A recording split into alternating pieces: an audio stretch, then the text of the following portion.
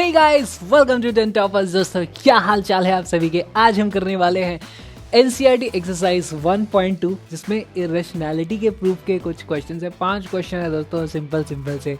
अगर आपने पिछला वीडियो देखा है तो आप आसानी से पूरी की पूरी कर सकते हैं, लेकिन हम कोर्स में सारी की सारी एनसीईआरटी एक्सरसाइज भी साथ में करने वाले हैं, एग्जाम्पलर भी करने वाले हैं। तो आओ जी, एनसीईआरटी एक्सरसाइज 1.2 करने का समय आ चुका है। दोस्तों, अगर आप बैच में नए नए आए हो तो मैं बता देता हूँ, मेरा नाम है विक्रांत किरार है। ये क्या हो गया? हाँ, मेरा नाम है विक्रांत किरार, आपका दोस्त, आपका आईआईटी मेंटर। और अब आ जाओ, क्लास को स्टार्ट करते हैं। पहला क्वेश्चन ये रहा आपकी स्क्रीन पे। Prove that root 5 is irrational. कैसे इरेशनैलिटी प्रूफ की जाती है यार, इतनी बार तो हमने देख लिया था। पिछली क्लास देख लेना अगर आपको डिटेल्ड इसका एक्सप्लेनेशन देखना है तो। अभी हम वो करने वाले हैं जो एग्जाम में, बोर्ड एग्जाम में आपको लिखने की जरूरत पड़ेगी। तो इरेशनैलिटी प्रूफ की जाती है कॉन्ट्रडिक्शन के मेथड से। इनने बोला अच्छा इरेशनल प्रूफ करना है, आओ हम इसको रैशनल मान लेते हैं, उल्टा मान लेंगे। Let's assume root 5 is rational. अच्छा ठीक है जी, मान लिया। लेकिन रैशनल मानने के मतलब क्या है? रैशनल तो मैं किसी को भी मान सकता हूँ। अच्छा, कोई भी चीज़ रैशनल होती है, इसका मतलब होता है उसे हम लिख सकते हैं फ्रैक्शन की तरह, यानी कि p/q फॉर्मेट में, where where p and q are integers. नहीं लिखेंगे दोस्तों, यहाँ हम लिखेंगे कोप्राइम इंटीजर्स। अच्छा, यहाँ पे आप देखो, सिर्फ ये रूट 5 है, ये कॉम्बिनेशन टाइप वाला सवाल नहीं है, ये purely under root of prime number. देखो अंडर रूट के अंदर प्राइम लिखा है, तो यहाँ पर वो बड़ा वाला प्रूफ अपना लगने वाला है। तो यहाँ पर कोप्राइम शब्द का इस्तेमाल होगा। कोप्राइम बहुत इंपॉर्टेंट है, इसलिए इसको मैं अलग रंग से लिख दिया करता हूँ। आर कोप्राइम इंटीजर्स, ठीक है जी, इंटीजर्स। एंड यहाँ पे एक और चीज़ होती है, q is not equal to 0। दोस्तों, डिनोमिनेटर में जो है वो 0 नहीं हो सकता। तो मैथमेटिक्स के हिसाब से इतनी चीज़ें हम यहाँ पर लिख देंगे, इनको थोड़ा सा साइड सरका देंगे। अच्छा, अब हमें करना क्या होता है, फिर से आपको याद दिला दो। दोस्तों, हमने बोला है p एंड q आर को प्राइम, यानी कि उनका कोई भी कॉमन फैक्टर नहीं है। अब मैं कुछ कुछ करके p और q का एक कॉमन फैक्टर निकाल डालूंगा। इसका मतलब ये जो कोप्राइम थे अभी तक, उनका कोई और कॉमन फैक्टर नहीं है वन के अलावा, वो चीज़ सही नहीं रहेगी। तो कॉन्ट्रडिक्शन वहाँ से आता है, इसीलिए दिस इज़ वेरी इंपॉर्टेंट। अब स्टेप्स आती हैं भाई, इसको कैसे कॉमन फैक्टर निकालें। तो दोस्तों, यहाँ पर देखना रूट 5 है ना, तो 5 ही दोनों का कॉमन फैक्टर आने वाला है। दोनों का स्क्वायर कर दो यहाँ पर, तो स्क्वेयरिंग बोथ साइड्स। आ जाओ, स्क्वेयरिंग बोथ साइड्स करेंगे तो ये आ जाता है मेरे पास 5 is equal to P square upon Q square. दोस्तों, इन दोनों को थोड़ा मैं इधर उधर स्वैप कर दूं, इस तरह का उधर कर दे, तो यहाँ से मेरे पास आ जाता है Q square is equal to P square divided by 5। अब देखो यहाँ पर काम की चीज़, हमारे पास p और q इंटीजर्स है, यानी डेसिमल वैल्यू तो नहीं थी, इंटीजर थे, 2 4 5 6 10 कुछ भी ऐसा हो सकता है। डकार आ गई। q का स्क्वायर भी इंटीजर ही निकल के आने वाला है। q का स्क्वायर इंटीजर है, यानी वो डेसिमल वैल्यू नहीं है। डेसिमल वैल्यू नहीं है यानी 5 ने p स्क्वायर को कंप्लीटली डिवाइड किया होगा। 5 ने p स्क्वायर को कंप्लीटली डिवाइड किया होगा। तो अब हम यहाँ से लिख सकते हैं, इसलिए वहाँ पे इंटीजर लिखना भी ज़रूरी था। ठीक है, तो अब यहाँ से हम लिख सकते हैं 5 डिवाइड्स पी स्क्वायर, इसका मतलब 5 डिवाइड्स पी ऑल्सो। ठीक है, इसी को कुछ लोग ऐसे भी लिख देते हैं, if 5 divides P square 5 divides P also, ऐसे भी लिख सकते हो, मतलब वही है, कोई दिक्कत की बात नहीं है। आ जाओ आ जाओ आ जाओ। अच्छा, 5 डिवाइड्स पी, 5 पी को डिवाइड कर सकता है।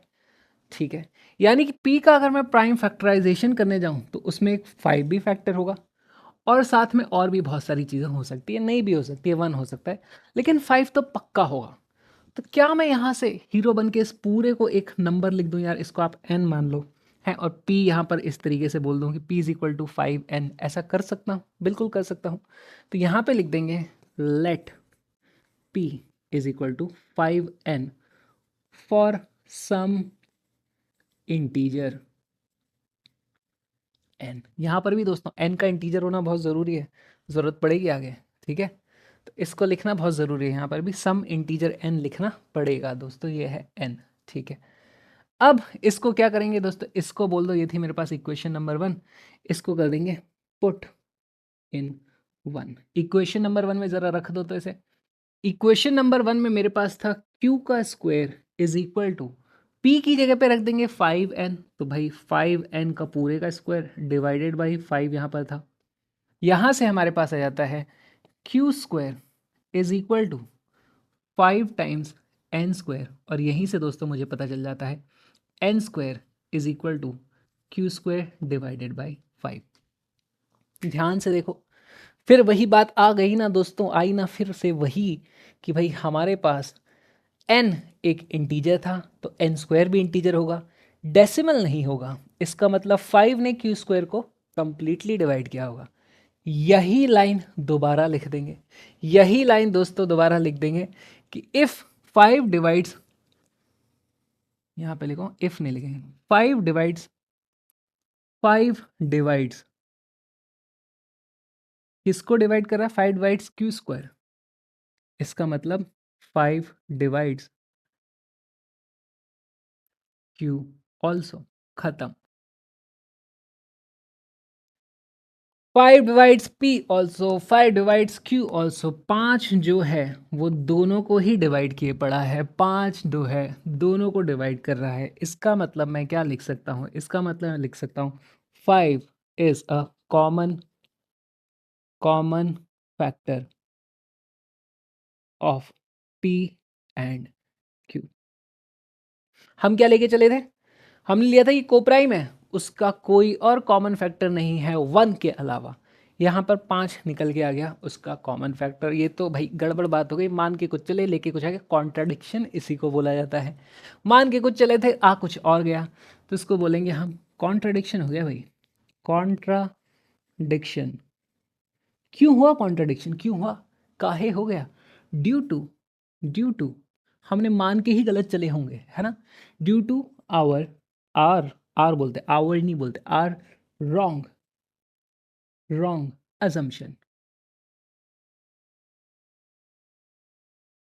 ठीक है जी, फुल स्टॉप रह गया हमारा। लो, contradiction due to our wrong assumption.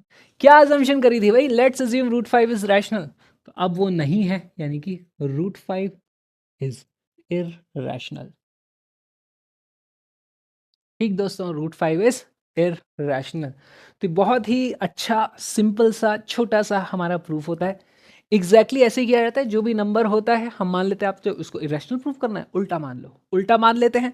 उसका मतलब मैथ्स की भाषा में क्या होता है भाई, वहाँ पे पी एंड क्यू के बराबर हो जाएगा। रैशनल मतलब पी एंड क्यू और को प्राइम, वेरी इंपॉर्टेंट, उसी को हम कॉन्ट्रडिक्ट करने वाले हैं। इंटीजर वेरी इंपॉर्टेंट, इंटीजर नहीं होगा तो मैं ये वाली लाइनें नहीं लिख पाऊंगा। ठीक, यहाँ पे फिर स्टेप 1 स्क्वायर करते हैं। स्क्वायर करते ही हमारे पास कुछ ऐसा जाता है, क्योंकि क्यू एक इंटीजर था तो हम बोल देंगे भाई यहाँ पर ये भी इंटीजर आया है, इंटीजर आया यानी डेसिमल नहीं है, डेसिमल नहीं यानी कि 5 ने पी स्क्वायर को कंप्लीटली डिवाइड किया है। और जैसे ही 5 डिवाइड्स पी स्क्वायर हो गया तो 5 डिवाइड्स पी ऑल्सो, ये हमारा वो एक्सियम लग चुका है। ठीक है, अब क्या करते हैं, 5 फैक्टर है तो अभी हम p को लिख देते हैं। देखो p को ही 5 ने डिवाइड किया था ना, p के प्राइम फैक्टराइजेशन में 5 आ रहा था, तो p को लिख देते हैं 5 टाइम्स n, जहाँ पे n कोई और इंटीजर होगा, कुछ भी हो सकता है, 1 हो सकता है, 2 हो सकता है, 10,000 हो सकता है। फिर इसे यहाँ पे रख देते हैं, इससे हमारे पास कुछ कुछ आता है। और अब 5 डिवाइड्स q ऑल्सो आता है। 5 दोनों का कॉमन फैक्टर है, ये को प्राइम वाली बात गलत हो गई, यानी कॉन्ट्राडिक्शन। क्यों? Due to a wrong assumption. इसका मतलब अजम्पशन जो थी वो पलट दो, पहले बोला था रूट 5 इज रैशनल, अब बोल देंगे रूट 5 इज इररेशनल। सिंपल लल्लू सवाल। लिखें लिखें लिखें लिखें लिखें, बोर्ड्स में आते रहते हैं। ठीक है, कुछ भी, रूट 5 की जगह रूट 7 हो सकता है, रूट 11 हो सकता है, रूट 13 हो सकता है, कोई भी प्राइम नंबर डाल के दे देंगे। लिख लो, लिख लिया, लेट्स गो। अब दोस्तों ये है अपना दूसरा टाइप का सवाल। ये कॉम्बिनेशन टाइप का सवाल है। मैंने आपको बताया था जब भी सिर्फ रूट प्राइम के अलावा कुछ भी आ जाता है तो हम बोल देते हैं वो है कॉम्बिनेशन टाइप का सवाल, जो एक्चुअली आसान होता है सॉल्व करने में। करेक्ट, यहाँ पे हमें इसको इरेशनल प्रूव करना है, तो अगेन करते वही हैं, उल्टा मान लेते हैं। लेट्स, टेट से हो गया यार, ये लेट्स होगा, let's assume, let's assume 3 + 2 root 5 is rational. ठीक है जी, मान लो, आप कह रहे हैं तो मान लेते हैं, लेकिन मानेंगे तो उसका मतलब हो जाएगा 3 + 2 root 5 is equal to p by q, where p and q are. दोस्तों आप अपना वो कोप्राइम का भी झंझट नहीं है यहाँ पे, डायरेक्ट सिर्फ इंटीजर लिख दो आप, आर इंटीजर्स और एक चीज़ अपने को लिखनी पड़ती है कि भाई क्यू ज़ीरो नहीं हो सकता, क्यू डिनोमिनेटर ज़ीरो नहीं हो सकता कभी, ये तो बाई डेफिनेशन अपने को लिखना पड़ता है। अब यहाँ पे क्या करना है, लेफ्ट साइड में सिर्फ ये रूट वाली टर्म को छोड़ देना, बाकी सब दूसरी तरफ ले जाओ। तो ये थोड़ा सा अपने को यहाँ एलसीएम लेना पड़ता है। 2√5 बच जाएगा, ये 3 को उधर ले जाऊंगा तो क्या हो जाएगा, p-3/q ऐसा कुछ आ जाएगा। एलसीएम लेंगे यहाँ पर तो ये क्या बचता है मेरे पास, 2√5 इज इक्वल टू p-3q/q। और अब इस q को भी इधर ले जाऊंगा डिनोमिनेटर में, ठीक है। पहले क्यों नहीं ले गया, क्योंकि डिनोमिनेटर पूरे के नीचे नहीं था। अब डिनोमिनेटर मतलब बेसिकली अभी पूरे के नीचे आ चुका है, तो यहाँ से आ जाएगा √5 इज इक्वल टू p-3q/2q। अब देखो दोस्तों, लेफ्ट हैंड साइड में इरेशनल √5 लिखा हुआ, हम मान के चलते हैं ऐसे कॉम्बिनेशन टाइप के सवालों में कि भाई √5 तो इरेशनल गिवन है। अब यहाँ पे देखो p और q इंटीजर थे, इंटीजर को सब्ट्रैक्ट करो, मल्टीप्लाई करो, डिवाइड करो, उनका कुछ भी करते रहो, वो एक रैशनल नंबर थे, तो ये भी एक रैशनल नंबर ही रहता है। इधर इरेशनल है, इधर रैशनल है, कॉन्ट्राडिक्शन है, तो यानी कि हमारी अजम्पशन गलत थी। लेकिन हम इसको लिखेंगे कैसे, तो यहाँ पर दोस्तों लिखा जाता है सिंस, चूंकि since since p and q are integers, ठीक है जी, p and q are integers. अब पूरा का पूरा ये उठा के रखो, p-3q p-3q divided by 2q, यही है ना, कुछ गलत तो नहीं लिख दिया, हाँ यही है। Is a rational number, is a rational number, ठीक है, which can not be equal to an irrational क्या है, इर्रेशनल √5, ठीक है, √5। बस अब लिख देंगे इसका मतलब कॉन्ट्राडिक्शन, लिख दो इसका मतलब कॉन्ट्राडिक्शन। कैसा कॉन्ट्राडिक्शन हुआ यार ये, कॉन्ट्राडिक्शन, ठीक है। Contradiction due to a wrong assumption लिखो, contradiction due to our wrong assumption, ठीक है दोस्तों। क्या अज्यूम किया था हमने, क्या अज्यूम किया हुआ था, हमने अज्यूम किया था ये एक रैशनल नंबर है, तो अब यहाँ से आया था मेरे पास 3 + 2√5 and this implies 3 + 2√5 is irrational.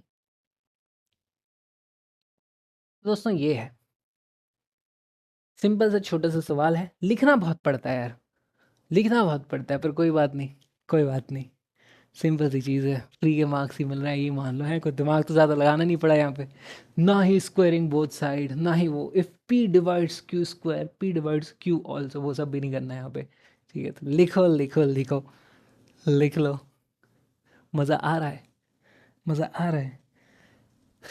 अब दोस्तों हमें बताना है prove that the following are irrationals. तो अब 3 पार्ट है इसमें, हमेशा देखो तीनों कॉम्बिनेशन टाइप के क्वेश्चन आने वाले हैं, 1/√2 कॉम्बिनेशन है, ये भी कॉम्बिनेशन है और ये भी कॉम्बिनेशन है, तो ये 3 है जो बड़ी आसानी से किए जा सकते हैं। सब में सेम चीज़ लिखनी है, मैं लिखूं क्या, लिखवा के ही मानोगे क्या। कितना टाइम हो गया मैं इस क्लास में, कितना टाइम हो गया, 13 मिनट हुए, कर देते हैं यार। चलो जी स्टार्ट करते हैं। Let's assume let's assume 1/√2 is rational, ठीक है। जो प्रूव कर रहा होता है उसको उल्टा मान लेते हैं, इसका मतलब क्या हो गया, 1/√2 is equal to p/q where p and q are integers, ठीक है जी। पूरा पूरा लिखा, देखो दोस्तों मैं अच्छे नहीं मार रहा हूँ, आप नहीं मारोगे, ठीक है, मेरे को चाहिए आपकी कॉपी में। तो दोस्तों यहाँ पे क्या है, कॉन्सेप्ट मुश्किल नहीं है, ये जो हम लिख रहे हैं उसकी प्रैक्टिस करना इंपॉर्टेंट है ना, किस फ्लो में चीज़ों को प्रूव किया जा सकता है। हमारे मन में तो हमें मालूम है ये रैशनल है, लेकिन मैं अपनी बात सामने वाले तक कैसे पहुँचा पाऊँ, वो भी बोल नहीं सकता, वहाँ पर मुझे शब्दों में लिखना है, कम शब्दों में लिखते हुए, लॉजिकल रीजनिंग बनाते हुए, है ना, ट्रेन ऑफ थॉट बनाते हुए, हैं बड़े बड़े शब्द फेंक रहा हूँ मैं, ऐसे करके लिखना है। तो प्रैक्टिस करो मेरे साथ यार, कर लो ना, क्या घिस जाएगा, कुछ नहीं, पेन घिसेगा थोड़ा सा, और क्या, फिर p and q are integers, और लिखते हैं हम q is not equal to 0, दोस्तों q की वैल्यू 0 नहीं है।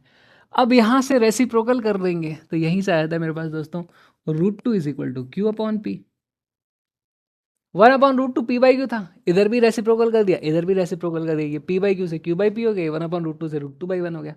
खत्म यार, इतना ही करना था। अब फिर से वो अपने को पूरा लिखना पड़ेगा। सिंस सिंस लिखो, since P and q are integers, integers okay, ये जो हमारे पास q अपॉन p आया है, इसको हम लिखते हैं ब्रैकेट में, q upon p is a rational number, okay okay, which can not be equal to an irrational root two. ठीक है, तो यहाँ पे लिख देंगे which can not be equal to an irrational root two. खत्म। इसका मतलब क्या हो गया दोस्तों? इसका मतलब कॉन्ट्राडिक्शन, इसका मतलब contradiction, contradiction due to our wrong assumption, contradiction due to our wrong assumption। इसका मतलब क्या हो गया दोस्तों? हमारी assumption क्या थी? 1/√2 रैशनल माना था, अब वो नहीं रहा, वो नहीं रहा, वो चल बसी हमारी assumption 1/√2 इज irrational। ठीक है, हेंस प्रूव्ड। तो बहुत ही सिंपल सा है, बहुत छोटा सा है, कुछ इसमें ज़्यादा दिमाग नहीं लगा। अब तो यार मतलब गुस्सा मुझे ये आता है, लिखना इतना पड़ा है, मैथ तो इतनी सी थी, और वो भी क्या मैथ थी, सिर्फ रेसिप्रोकल करा है। ठीक है, कोई बात नहीं, लिखो लिखो लिखो, लिखेंगे पूरा दोस्तों, गच्चे नहीं मारते अपन, गच्चे नहीं मारते अपन।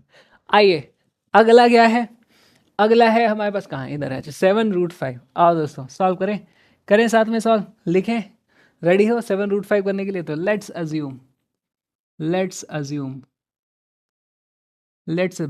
7√5 इज रैशनल। हमेशा पहले उल्टा मान लो, इरेशनल प्रूफ करना है, रैशनल मान लो। इसका मतलब क्या हो गया दोस्तों? इसका मतलब 7√5 is equal to p by q, where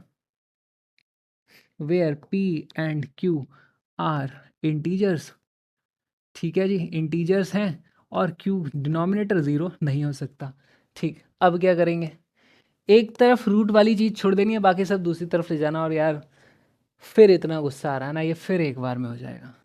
थोड़ा दिमाग लगवा लो यार हमसे, ऐसे बस घिसवाए जा रहे हो, ये अच्छा नहीं लगता दोस्तों। √5 की वैल्यू होती है p/7q। हो गया, एक तरफ इरेशनल आ गए, एक तरफ सारे के सारे रैशनल के कॉम्बिनेशन आ गए। अब लिखेंगे हम,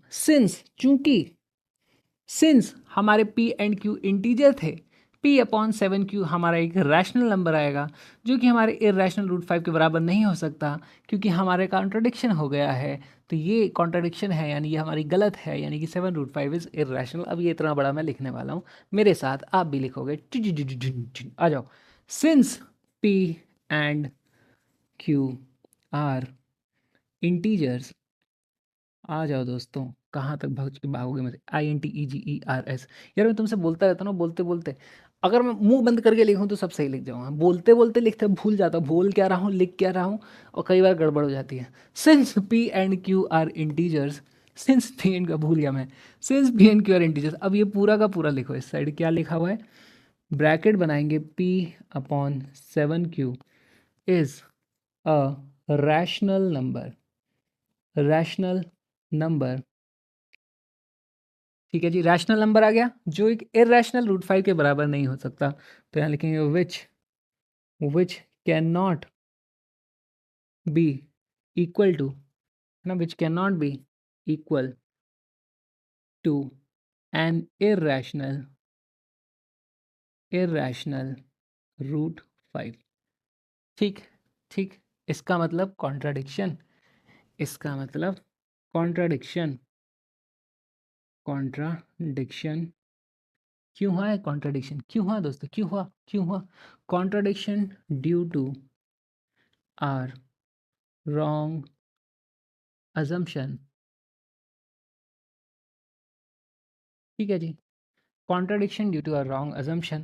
इसका मतलब, अब लिख देंगे काम की चीज़, इसका मतलब assumption गलत थी, ये रैशनल नहीं था, यानी कि 7√5 इज इररेशनल।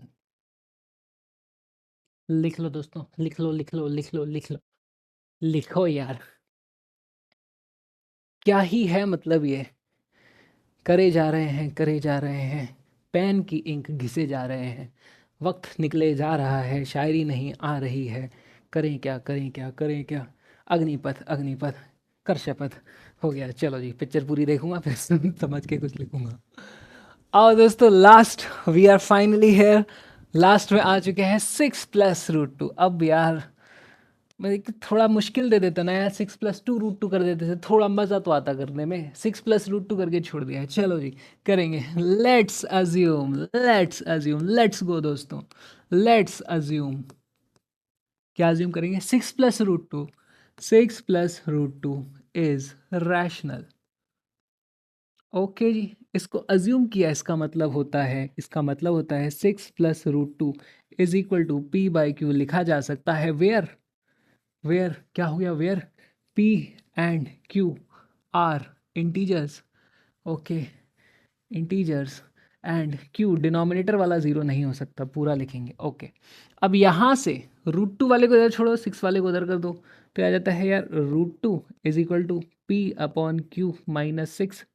यहाँ से मैं लिख सकता हूँ √2 इज इक्वल टू, यार यहाँ पे एलसीएम ले दो तो P-6Q/Q हो जाएगा, P-6Q/Q। करेक्ट, यही होगा, यही होगा एलसीएम लेकर के, करेक्ट। ठीक है जी, हो गया यहाँ से। अब वही लिखना है, लास्ट बार लिख रहे हैं दोस्तों, खत्म है, इसके बाद और कोई क्वेश्चन बचा नहीं है रैशनैलिटी का, तो घबराएंगे नहीं, बने रहेंगे, लगे रहेंगे, लास्ट तक जाएंगे।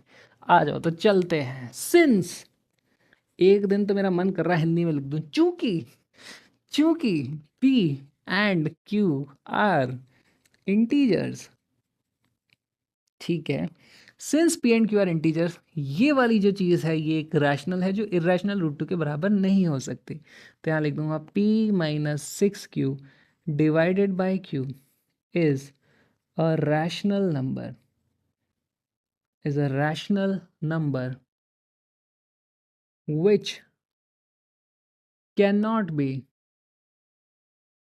equal to an irrational, an irrational, irrational क्या है भाई इस बार? इरेशनल हमारे पास इरेशनल √2। इसका मतलब, इसका मतलब कॉन्ट्राडिक्शन हुआ है, बधाई हो, कॉन्ट्राडिक्शन हो गया है आपको।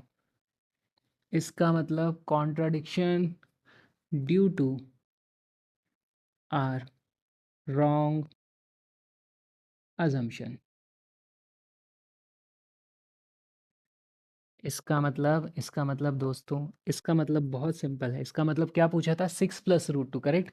इसका मतलब 6+√2 जिसको हमने पहले रैशनल माना था वो अब इरेशनल निकला, इज इरेशनल। हाँ, इतनी खुशी मुझे कभी नहीं हुई थी, आईआईटी क्रैक करके भी इतनी खुशी नहीं हुई थी जितना ये एक्सरसाइज ख़त्म करके हुई है। क्यों? क्योंकि इट्स रिपीटेटिव बोरिंग एक्सरसाइज। मैं चाहता था कि कुछ दिमाग हमसे लगवाया जाए, पर हमारे दिमाग को ये एक्सपेक्ट कर रहे हैं भूसे के ढेर में रहे। कोई बात नहीं, जैसे क्वेश्चन पूछोगे हम वैसे जवाब देंगे। आज नहीं तो कल एनसीईआरटी भी अच्छे सवाल पूछती है। अरिथमेटिक प्रोग्रेशन में पता चलेगा आपको एनसीईआरटी किस लेवल के क्वेश्चन कराती है।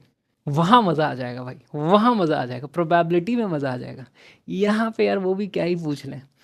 चलो कोई नहीं, लिखो लिखो लिखो लिखो लिखो लिखो। दिस इज़ इट गाइस, इतना ही आज, आज की क्लास में बस इतना ही। हमने आज पूरी की पूरी इरेशनैलिटी के एक्सरसाइजेस कंप्लीट कर लिए हैं। आई होप आपने मेरे साथ में किया है। और हाँ, मैं मेन चीज़ तो तुम्हें बताना ही भूल गया, एक्सरसाइज के क्वेश्चंस हम अलग कॉपी में किया करते हैं, क्लास नोट्स हम अलग कॉपी में बनाया करते हैं। तो अब तुमने इस कॉपी में क्लास नोट्स वाली में ही लिख दिया है, तो यार इसको फिर जो आज इतना लिखा उस पूरे को एक्सरसाइजेज वाले में लिखो और यहाँ पे काटो, ठीक है। तो अब हम मिलने वाले हैं दोस्तों अगली क्लास में, तब तक के लिए I wish you all the best. I hope आप लोग को मज़ा आया हो। अब मिलता है अगली क्लास में। मेरे इंस्टाग्राम को फॉलो ज़रूर कर लें, क्योंकि पढ़ाई हम यहाँ पे करते रहेंगे, मस्ती हम उधर जाके करेगा, यहाँ पे आप लोग का टाइम वेस्ट ज़्यादा नहीं करेगा। पता नहीं यार किसकी आत्मा आ रही है मेरे आज अंदर ऐसी ऐसी आवाज़ें मैं निकाल रहा हूँ। अब मिलते हैं अपन अगली क्लास में। सी यू सून। कमेंट कर देना कुछ, इंतज़ार में है आपके कमेंट के हम। Bye bye.